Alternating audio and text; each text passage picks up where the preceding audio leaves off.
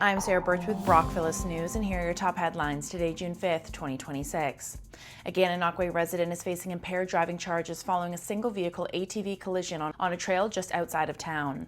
Officers were called to a trail near County Road 2 and Robertson Road just after 5 p.m. on Saturday, May 30th.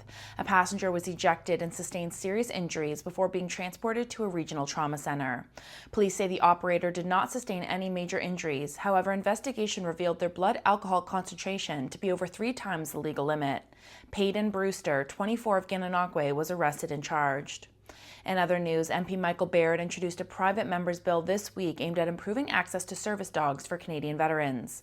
Barrett introduced Bill C-282, the Service Dogs for Veterans Act, in the House of Commons on Wednesday, June 3rd. The proposed legislation seeks to recognize service dogs as an eligible form of rehabilitation support under the Veterans Wellbeing Act. It would also create a national training and certification standard for service dogs, including standards for breeding, training, accreditation, and placement across Canada in coordination with provinces and territories.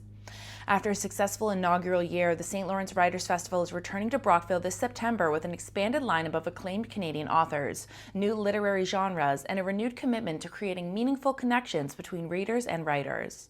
Running from September 10th to 13th, 2026 at the Arts Hub Brockville, the All-Canadian Festival will bring together best-selling novelists, poets, memoirists, and literary voices for 4 days of intimate talks, panels, discussions, workshops, and other community events. Read more at brockvilleist.com. One of Brockville's most anticipated summer events is returning this August with a new community focus on supporting local youth. The 24th annual Brockville Ribfest will take place from August 7th to 9th at Hardy Park, while raising funds for local programming through BGC South East for the first time. This year's event marks a new chapter for the festival as proceeds will support prevention-based programs and services for children and youth across Leeds-Grenville.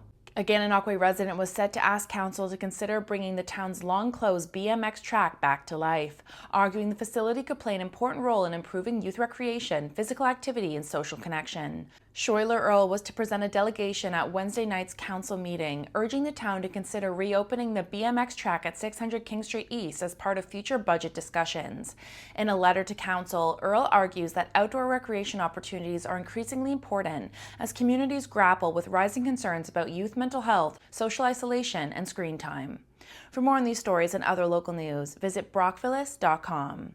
You can use my code SarahB2026 for 10% off your subscription. And thank you for supporting local journalism.